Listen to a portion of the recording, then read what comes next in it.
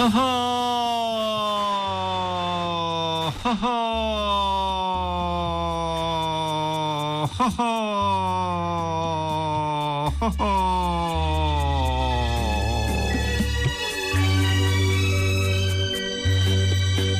तपाईं हामी सबले गर्ने सत्कार्यको एउटा लहर प्रभाव हुने गर्दछ।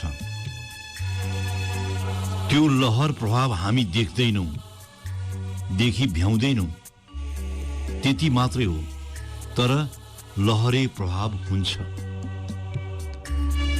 तपाईलाई मैले धेरै पटक भनेको सुनेको छु, के गर्नु, मैले जति राम्रो गरे पनि देखिने होइन, मैले जति पनि भलाइ गर्यो त्यसको बिगौती अरूले खाइदिन्छ र हामी निराश हुन पुग्दछौँ। तपाईं कहिल्यै ठुलठुला छाल आउने समुद्री किनारमा उभिनु भएको छ भने छाल बगेर आउँदा त्यसको स्पन्दन, त्यसको शक्ति, त्यसको कम्पन महसुस गर्नुभएको होला। अझै शरद ऋतुमा मसिना छालहरूले किनार छुने बेला समुद्री किनारमा छालहरूसित संवाद चलाएर बस्नुभयो भने तपाईको बालकपना मजाले छाम्न सक्नुहुन्छ। हामीलाई लाग्छ छालहरू त्यसै बनेर भत्किने हुन्। त्यसको असाध्यै लामो र रमाइलो प्रभाव हामीले तपाईले देख्न सक्नुहुनेछ।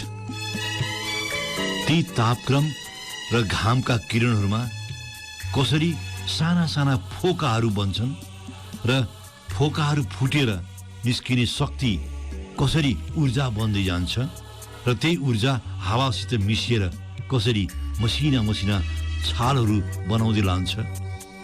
असाध्यै अचम्मको शक्ति चक्र देख्न सकिन्छ। साना साना पानीका फोकाहरूबाट बन्ने ठुलठुला छाल शक्तिहरूले निर्माण गर्ने लहरहरूलाई मैले लहरे प्रभाव भनेको हुँ के। अघि मैले जुन लहरे प्रभाव भने नि हो, यही साना साना पानीका फोकाहरूबाट बन्ने ठुलठुला छालका शक्तिहरूले निर्माण गर्ने जुन लहर छन् नि, हो त्यसलाई भनेको मैले। तपाईले जीवनमा गर्ने साना साना राम्रा कामहरूले त्यस्तै फोका फोकामा ऊर्जा निकाल्छन्, फोका फोकामा शक्ति निकाल्छन्। तपाईं ती साना साना शक्तिहरूलाई देखि भ्याउनुहुन्न, त्यसैले तपाईं हताशिनुहुन्छ। भलो गर्ने जवानै छैन भन्न। मित्र, तपाईं असल मात्रै गरिरहनुहोस् के, असल मात्रै गरिरहनुहोस्। त्यसले बढेमानका छालहरू बनाउन सक्छन्। तपाईं त्यति आस्था आफूभित्र उमार्नुहोस् मात्रै के। यो जिन्दगीमा तपाईलाई तपाईका असल कुराहरूले, तपाईका राम्रा कामहरूले राम्रो फर्काउँछ। अस्ट्रेलियातिर शिकार प्रयोजनमा प्रयोग गर्ने हतियार बुमर्याङ देख्नु भएको छ नि। यसो बाङ्गो परेको काठ वा धातुको हतियार के बुमर्याङ। अस्ट्रेलिया महादेशमा हजारौं वर्ष पहिले त्यहाँका धरती पुत्रहरूले शिकार गर्दा प्रयोग गरेका थिए त्यो हतियार। टाढा टाढाका शिकारलाई हिर्काएर फर्किने हतियार के। हिर्काउने, शिकार गर्ने र फर्किने, तिनको शिकार विधि पढ्दा अचम्मै देखिन्छ। आबादी कम भएको आदिवासीहरू आफ्नो शिकार प्रयोजनमा थोरै हतियार, ठुलठुला शिकार गर्ने हतियारको बुमर्याङ, त्यो पनि कस्तो भने हतियार आफ्नो काम सकेर फेरि आफै भएको ठाउँमा फर्किने। तपाईले जिन्दगीमा गर्ने असल कामहरू बुमर्याङ विधि र अभ्यासको हो। यसको लहरले अर्को लहर र अर्को लहरले अर्को लहर बनाउने जस्तै प्रभाव बनाउँछ र अन्त्यमा गएर त्यो तपाईँ सामु झर्न आइपुग्छ। तपाईले गर्ने असल कामले तपाईलाई तत्काल फाइदा नमिल्ला। तपाईले तयारी उपलब्धि नभेट्नु होला, तर त्यसो भन्दैमा तपाईले गरेका काम खेर गयो भन्ने नै होइन। सूर्यमुखी फूल तपाईले देख्नु भएको छ नि, धेरै ठाउँमा त आजभोलि खाने तेल निकाल्नको लागि यसको व्यावसायिक खेती पनि गरिएको छ। यो फूल आफ्नो नाम अनुसार जता सूर्य छ त्यतै यसले आफ्नो मोहडा फर्काउने भएर यसको नाम सूर्यमुखी भएको हो। खासमा घामतिर मुख फर्काएर फुल्छ सूर्यमुखी। अर्को भाष्यमा भन्दा ज्योत पछ्याउँछ के, उज्यालो पछ्याउँछ के।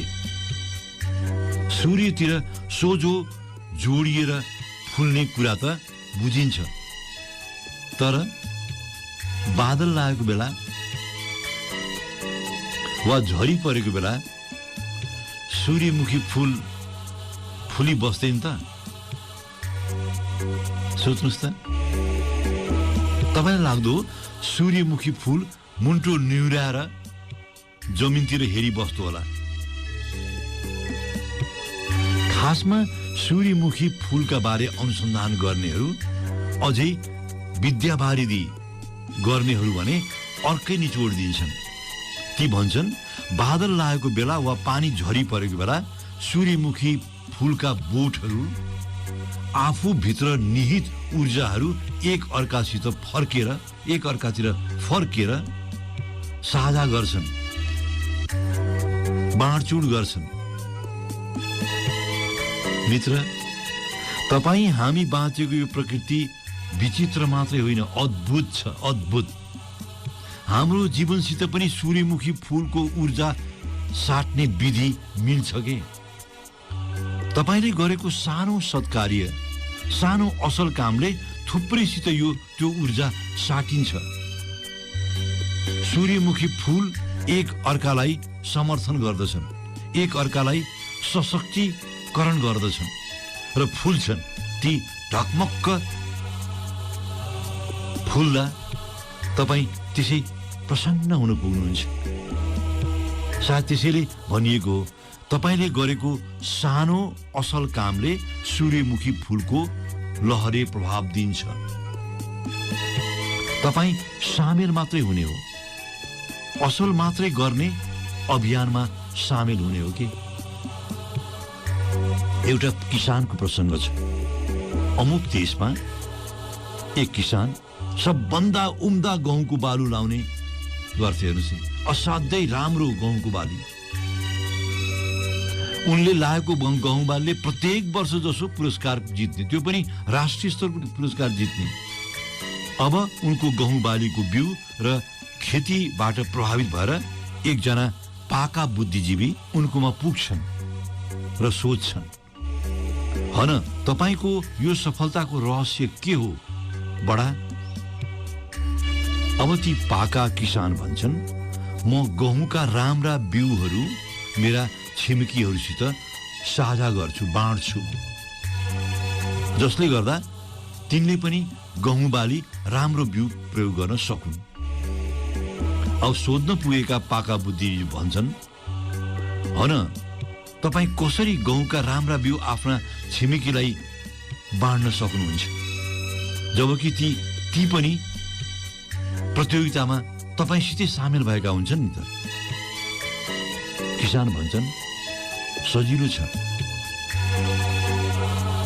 छेउको खेतमा हावाले एउटा खेतबाट अर्को खेतमा गहुँका बिरुवाका परागहरू यताउति साटिन्छन् नै, साटिरहन्छन्। यदि मेरो छिमेकी कमसल बिउ रोप्छन् भने ती कमसल बिरुवाका पराग सबैको खेतमा फैलिन्छ। त्यसको असर मेरो खेतमा पनि पर्छ। यदि म राम्रो गहुँको बिउ लाउँछु भने मेरो छिमेकीले पनि राम्रो गहुँको बिउ रोप्नै पर्छ। त्यसैले म उनलाई राम्रो गहुँ बाली लाउन राम्रो गहुँको बिउ दिएर सघाउँछु। यदि यो जिन्दगीमा तपाईँ अर्थपूर्ण जिन्दगी बाँच्न चाहनुहुन्छ भने तपाईले आफ्नो वरिपरिकाहरूलाई तिनको खुसी भेट्न सघाउनै पर्छ। तपाईको जिन्दगीको अर्थ तपाईँ अरू कतिमा लहरे प्रभाव दिन सक्नुहुन्छ त्यसैबाट मापन गरिएको हुन्छ। तपाईको असल कार्यले जहिले कसै न कसैलाई छोएकै हुन्छ। तपाईँ फरासिलो भएर तर्लीमा मलाई सुन्नुहुन्छ नि, मन ढक्क फुलेर आउँछ।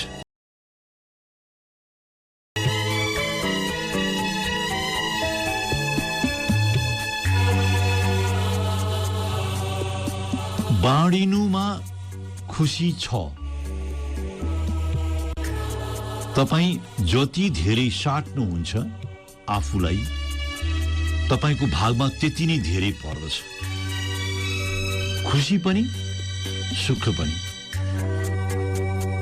तपाईसित थुप्रै तर्क होलान् नबाँड्नुमा, वा तपाईसित थुप्रै अभ्यास र अनुभव पनि होलान् बाँड्दा पाएको दुःखकोमा। म छैन भन्दिनँ, तर पनि ती सबको सिकाइ पछि निचोड कति मात्रै बच्छ भने साट्दा तपाईँ हलुको हुनुभएको छ, साटिँदा तपाईको मन चङ्गा भएको छ।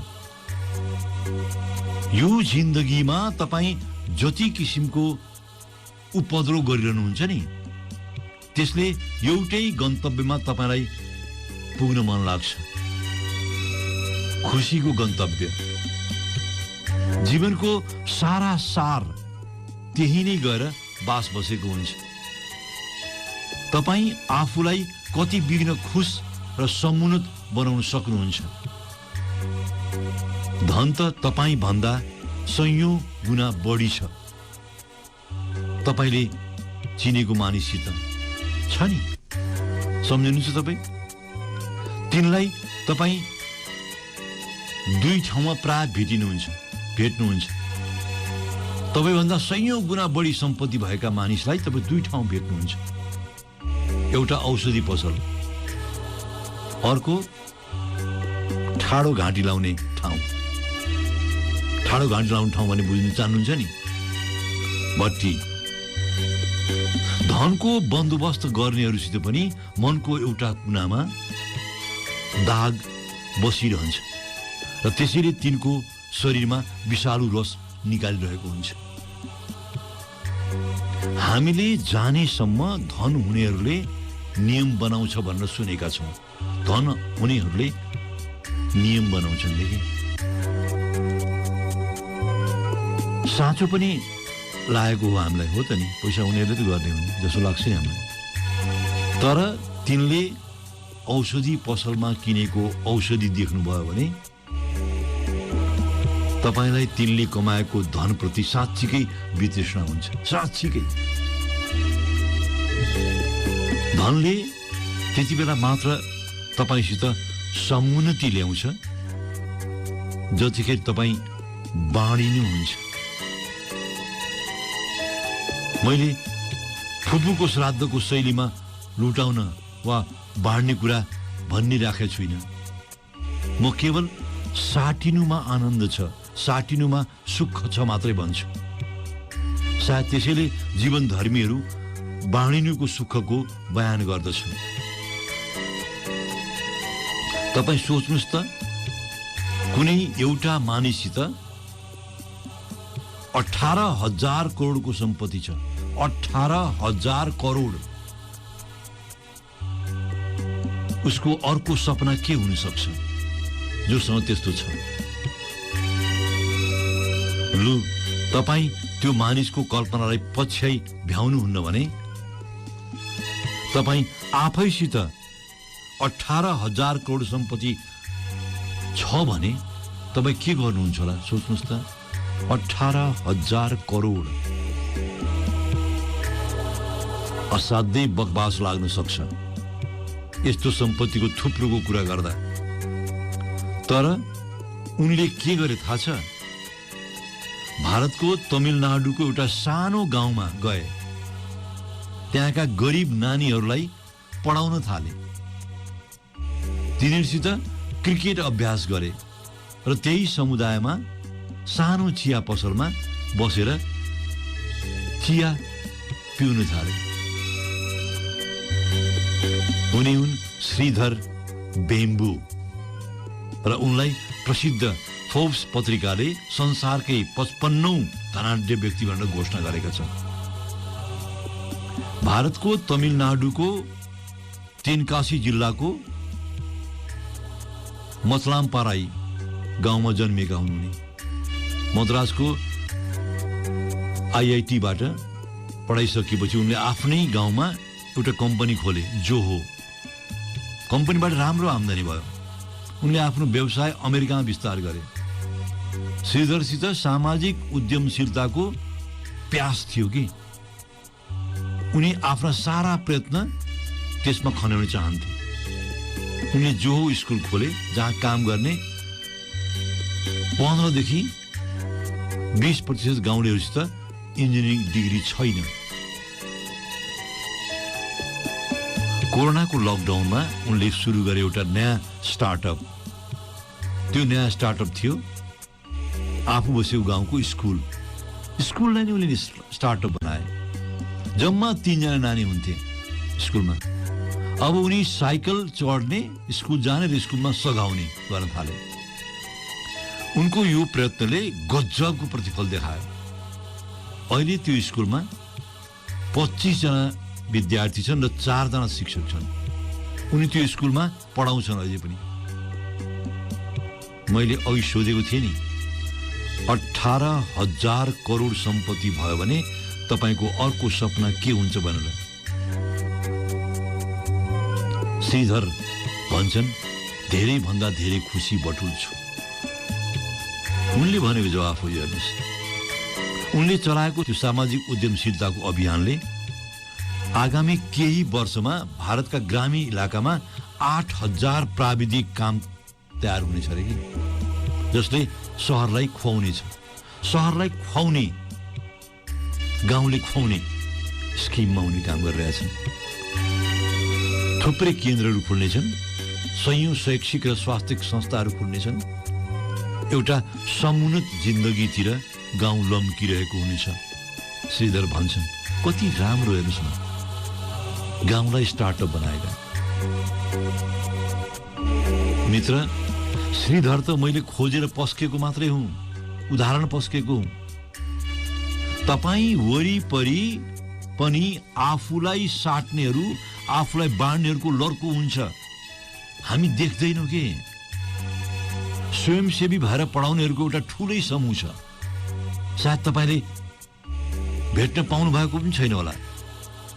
मन्दिरको प्राङ्गण पुस्नेहरू, गुम्बामा आउनेहरूलाई सहयोग गर्नेहरू, अस्पतालहरूमा स्वयंसेवा गर्नेहरू।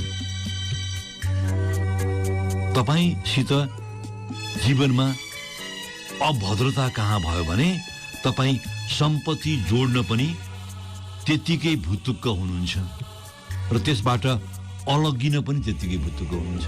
तपाईँसँग भएको अभद्रता त्यति नै हो। सम्पत्ति कमाउन पनि तपाईँलाई असाध्यै धेरै प्यास हुन्छ, अनि कमाइसकेपछि छुट्टिन पनि तपाईँ त्यति नै प्यास देखाउनुहुन्छ, अभद्र हुनुहुन्छ तपाईँ। दुवैमा तपाईँको सोच अति छ। सम्पत्ति कमाउँदा पनि श्रीधरले आफूलाई गाउँको सानो स्कुलमा पढाउने कर्मसित जोडेर बाँडे।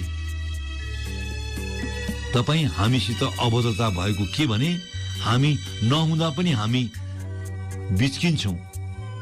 धेरै हुँदा पनि हामी बिच्किन्छौँ, नहुँदा हामी च्याठी छौँ। पैसा नहुँदाखेरि धेरै हुँदा हामी बिच्किन्छौँ। वीणाको तारलाई ठिक कस्ता मात्रै राम्रो सङ्गीत निस्किन्छ। त्यो वीणा देख्नु भएको छ नि, म्युजिकल इन्स्ट्रुमेन्ट हो। धेरै कस्यो भने चुडिन्छ। हिमाली भेगका गुम्बाहरूमा भिक्षुहरू दैनिक अभ्यासमा आफूलाई लीन राख्दछन् र त्यही वीणाको तारको सन्तुलन मिलाउँछन्।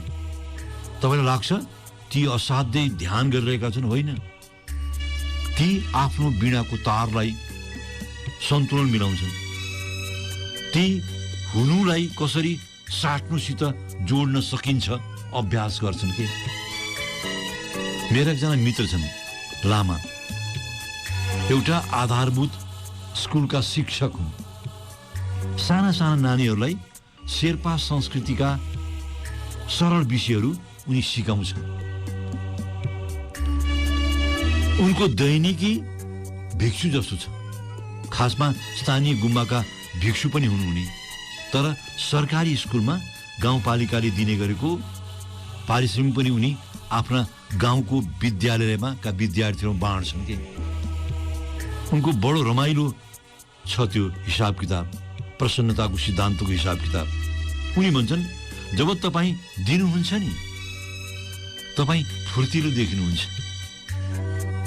उनको गाउँ सोलुखुम्बुको एउटा कुना पर्दछ। रिन्जेन शेर्पा लामा शिक्षक हुनुहुने। साटिनुसित बाँडिनुसित जीवनको प्रसन्नता जोडिन्छ के। तपाईँ अहिलेसम्म आफ्नो सम्पन्नतासित जोडिनु भएको छैन भने सायद तपाईँ साटिनु भएन कि। हस्,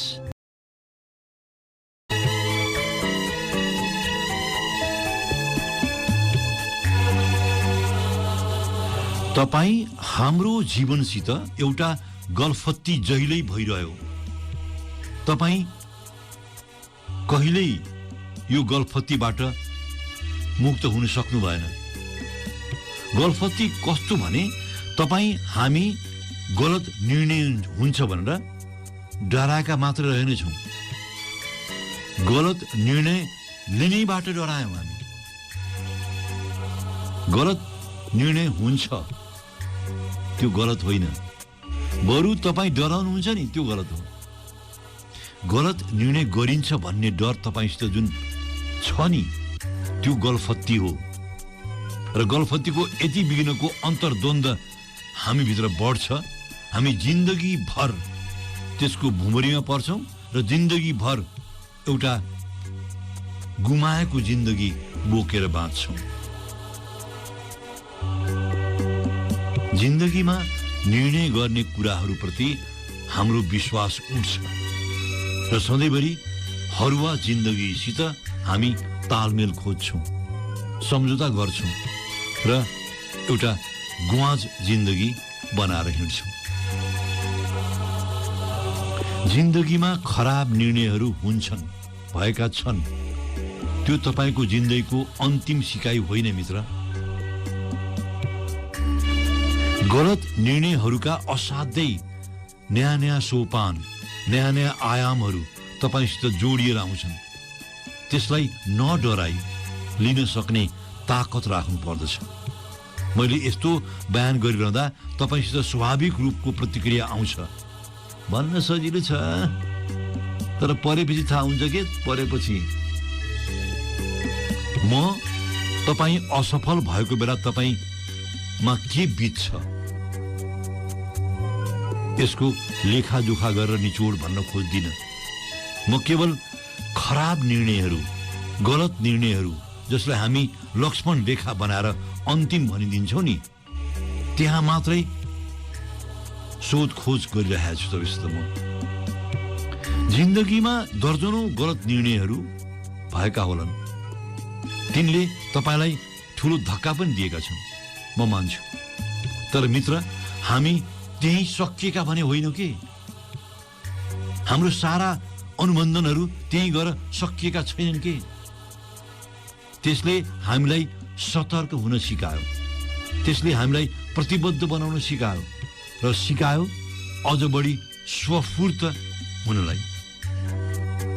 तपाईँ जति पटक असफल हुनुभयो त्यति नै पल्ट तपाईँ चनाखो हुनुहुन्थ्यो।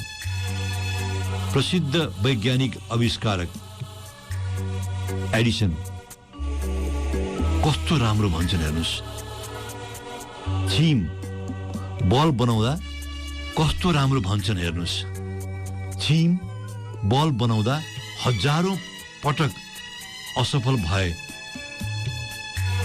उनी भन्छन् मैले एउटा कुरा मजाले सिकेँ नि, ती हजारौं गल्तीहरूबाट छिम बन्ने रहेनछ। अब म सही दिशामा छु। आखिर उनले छिम बनाएरै छोडे र मानव सभ्यतालाई उज्यालो बाँडे। निर्णय गर्ने हो के त्यो गलत सही अरूले छलफल गर्ने हो, तपाईले छलफल गर्ने होइन। हो, असफल हुँदा मन दुख्छ, तर जाबो मन दुख्यो भनेर हामी निर्णयहरू खराब हुन्छन् भनेर हच्किन्छौँ। त्यो त झन् विध्वंस हुने अवस्था हो नि। असफलता अन्तिम हुन्नन् जिन्दगीमा, ती खासमा हाम्रा सफलताहरूकै नभई नहुने हिस्सा हुन्छन् के। असफलताहरू हाम्रा सफलताहरूकै हिस्सा हुन्छन् के। हामी छुट्याएर हेर्छौँ त्यति मात्रै खराब छ। हामी सिक्नको लागि सक्षम छौँ वा हाम्रो सिकाइ त्यस्तो छैन जसको उपयोग हुन सकोस्, चाहे त्यो राम्रो होस् नराम्रो होस्, खराब होस् वा असल होस्, सबको उपयोग सम्भव छ यो जिन्दगीमा। जे पनि हुन्छन्, जे पनि घट्छन् वा जे पनि भएका छन्, ती सबसित एउटा न एउटा नातो हुन्छ यो जिन्दगीसित। त्यसैले जुन नराम्रो निर्णय आयो भनेर, नराम्रो निर्णय भयो भनेर तपाईँ तर्किनु भएको छ नि, सायद त्यो तपाईँको आशंका मात्रै होस्। जुन खराबै भयो भनेर तपाईँ थचक्क पर्नु भएको छ, हुन सकोस् तपाईँलाई केही तयारी गर्न त्यस्तो भएको होस्। एडविन वर्क आइरिस मूलका बेलायती दार्शनिक हुँदा थिए। उनी 18औं शताब्दीका ग्लास्गो विश्वविद्यालयका उपकुलपति पनि भए। बेलायती संसदमा सांसद पनि थिए। यिनै वर्कलाई एकपटक सोधियो, तपाईँ स्वर्ग जान मन पराउनुहुन्छ कि नर्क? वर्क कस्तो रमाइलो उत्तर दिन्छन् हेर्नुहोस्। हन बुद्ध कहाँ छन्, सोक्रेटस कहाँ छन् आजभोलि, अनि जिसस नि कहाँ छन्? यदि यिनीहरू नर्क गएका छन् भने म पनि नर्क नै जान मन पराउँछु। यदि ती स्वर्गमा छैनन् भने मेरो लागि स्वर्ग छैन। अब प्रश्न सोध्ने मानिस अचम्म पर्दछन्। उनी भन्छन्, म सोच्दथे तपाईँ स्वर्ग नै जान मन चाहनुहुन्छ जस्तो लागेको थियो मलाई।